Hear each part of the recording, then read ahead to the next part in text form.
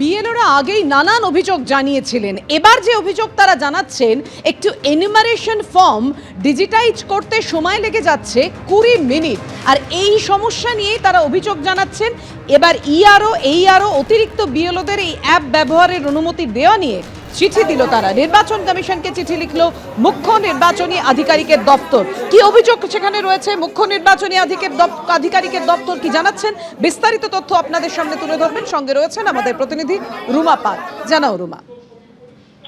দেখো, জানিয়ে রাখি যে বিএলওদের বক্তব্য যে এরকম আমরা অনেক দেখতে পাচ্ছি যে অভিযোগ জানাচ্ছেন এবং বিভিন্ন জায়গায় বিক্ষোভ হচ্ছে যে তারা যখন ডিজিটাইজ করছে সেটা কিন্তু সময় অনেকটাই লেগে যাচ্ছে এবং সেক্ষেত্রে এখনো যা পাওয়া খবরে যেটা এক একটা ডিজিটাইজ করতে কিন্তু 20 মিনিটের সময় লেগে যাচ্ছে এবং সেই কারণেই কিন্তু এই বিএলওদের এই অভিযোগ সামনে পেয়েই কিন্তু মুখ্য নির্বাচনী আধিকারিকের দপ্তর থেকে যাতে বিএলও অ্যাপ এইআরও এবং অ্যাডিশনাল বিএলও যারা রয়েছেন তাদেরও কিন্তু অ্যাক্সেস করার যাতে অনুমতি দেওয়া হয়, যাতে শুধুমাত্র যেহেতু বিএলও অ্যাপ একমাত্র বিএলওরাই অ্যাক্সেস করতে পারবে, সেই কারণেই কিন্তু মুখ্য নির্বাচনী আধিকারিকের দপ্তর এইআরও এবং অ্যাডিশনাল বিএলওদের যাতে এই অ্যাক্সেসের অনুমতি দেয় নির্বাচন কমিশন, সেই কারণে কিন্তু চিঠি লিখেছে। এবং যেহেতু একদম ফর্ম ডিস্ট্রিবিউশনের পর সেই ফর্ম থেকে সমস্ত তথ্য কিন্তু ডিজিটাইজ করতে হবে বিএলওদের এবং এখানেই কিন্তু বিএলওরা প্রশ্ন তুলেছে। অন্যদিকে দেখা যাচ্ছে যে আরো একটা বিষয় বলে রাখি যে ইতিমধ্যেই কিন্তু কংগ্রেসের তরফ থেকেও কিন্তু মুখ্য নির্বাচনী আধিকারিকের দপ্তরে একটা অভিযোগ জানানো হয়েছে, যেখানে বলা হচ্ছে যে দমদম বিধানসভা কেন্দ্রে এসআইআর চলাকালীন গুরুতর অনিয়মের অভিযোগ তারা তুলছেন এবং বলা হচ্ছে যে বেশ কয়েকজন বুথ লেভেল অফিসার অভিযোগ করছেন যে সংশ্লিষ্ট ইআরওর তরফে তাদের অস্বাভাবিক চাপ তৈরি করা হচ্ছে এবং এই অভিযোগ অনুযায়ী বাস্তবে এখনো বহু এনুমারেশন ফর্ম ভোটারদের হাতে পৌঁছয়নি তাদের অভিযোগ এবং অথচ ইআরওর পক্ষ থেকে দাবি করা হচ্ছে যে সব ফর্ম বিতরণ করা হয়েছে এবং এই কারণেই তারা কিন্তু এটা বলছে যে এটা তদন্ত করা হোক এবং এই বিষয়ে খোঁজ খবর নেওয়া হোক। অন্যদিকে বিএলও ঐক্য মঞ্চের তরফ থেকেও কিন্তু বারবার মুখ্য নির্বাচনী আধিকারিকের দপ্তরে তারা অভিযোগ জানাচ্ছে এবং তারা আজকেও যাচ্ছেন মুখ্য নির্বাচনী আধিকারিকের দপ্তরে যে বিএলওদের যে সমস্যার সম্মুখীন হতে হচ্ছে, বেশ অভিযোগের সম্মুখীন তারা বলছেন এবং সেই কারণেই কিন্তু সেই সমস্যা সমাধানের জন্য কিন্তু তারা বারবার মুখ্য নির্বাচনী আধিকারিকের দপ্তরে যাচ্ছেন। যদিও নির্বাচন কমিশন থেকে এরকমটা এখনো পর্যন্ত কোনো উত্তর আসেনি যে এই বিএলও অ্যাক্সেস যে অ্যাপ রয়েছে সেটা অ্যাক্সেস করতে পারবে এইআরও অথবা অ্যাডিশনাল বিএলওরা। দেখো, ডেটা এন্ট্রি অপারেটরদের ক্ষেত্রে কিন্তু জানিয়ে রাখি যে এটা কিন্তু প্রয়োজন ছিল ডেটা এন্ট্রি অপারেটর, সেক্ষেত্রে কিন্তু বহু ডেটা এন্ট্রি অপারেটরও কিন্তু এই মুখ্য নির্বাচনী আধিকারিকের দপ্তর থেকে চাওয়া হলো এই কাজের জন্য এখনো বহু ডেটা এন্ট্রি অপারেটররা কিন্তু তাদের যে তালিকা সেটা কিন্তু পাওয়া যায়নি এর আগে, এমনটা জানা গিয়েছিল কমিশন সূত্রে। এখন দেখা যাচ্ছে যে বিএলও অ্যাপে যখন ডিজিটাইজ করবে এই সমস্ত ফর্মগুলো, সেটা কিন্তু প্রত্যেকটা ফর্ম ডিজিটাইজ করতে 20 মিনিট সময় লাগবে এবং সেই কারণে কিন্তু একাধিক ফর্ম রয়েছে এক একজন বিএলও এবং খুব স্বাভাবিক কথা, সবাই কিন্তু অনলাইনে খুব সড়গড় এমনটা কিন্তু বলা যাচ্ছে না। যেহেতু অনলাইনে খুব সকলেই সড়গড় নয়, সেক্ষেত্রে কিন্তু তারা সমস্যার সম্মুখীন হতে হচ্ছে এবং সেই কারণে যাতে এই বিএলও অ্যাপ এইআরও এবং অ্যাডিশনাল বিএলওরাও যাতে অ্যাক্সেস করতে পারে, সেই কারণেই কিন্তু মুখ্য নির্বাচনী আধিকারিকের দপ্তর থেকে নির্বাচন কমিশনে চিঠি লেখা হয়েছে, যদিও সেই চিঠির উত্তর এখনো মেলেনি, এমনটাই কমিশনের সূত্রে খবর। ধন্যবাদ তোমায় রুমা। বিহার জয়ের পরই নরেন্দ্র মোদীর টার্গেট পশ্চিমবঙ্গ। দিল্লিতে বিজেপির সদর দফতরে দাঁড়িয়ে বললেন বিজেপি এবার পশ্চিমবঙ্গ থেকেও জঙ্গল রাজকে উপড়ে ফেলবে। পাল্টা এ নিয়ে আক্রমণ শানাতে দেরি করেনি তৃণমূলও। পাশাপাশি কংগ্রেসের ভরাডুবি নিয়েও আক্রমণ শানিয়েছেন প্রধানমন্ত্রী, যার পাল্টা ফের ঘুরিয়ে ভোট চুরির অভিযোগ করেছেন রাহুল গান্ধী। बिहार ने बंगाल में भाजपा की विजय का रास्ता भी बना दिया है। বিহারে বিশাল জয়, এবার বিজেপির নজর পশ্চিমবঙ্গে। বিহার জয়ের পর স্পষ্ট করে দিলেন খোদ নরেন্দ্র মোদী, যে জঙ্গল রাজের প্রসঙ্গ তুলে লালু প্রসাদ যাদবের দলকে বিদ্ধ করেছেন, এবার পশ্চিমবঙ্গের কথা বলতে গিয়েও সেই জঙ্গল রাজের প্রসঙ্গ টানলেন তিনি।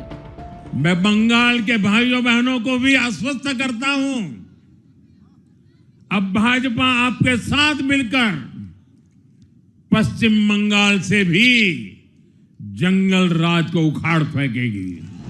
সরাসরি চ্যালেঞ্জ ছুড়ে দিলেন তৃণমূলের দিকে। इस विजय ने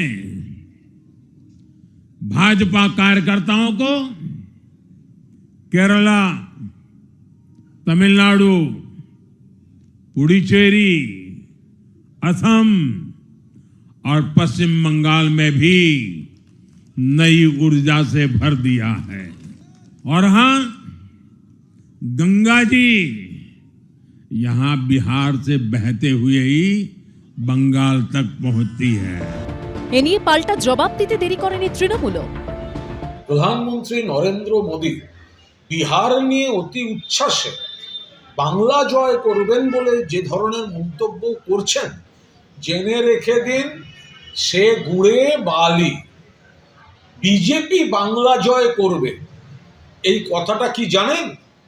কথাটা হচ্ছে কুঁজোরও শখ হয় চিত হয়ে শোয়ার, আর গামছার ইচ্ছা হয় ধোপার বাড়ি যাওয়ার।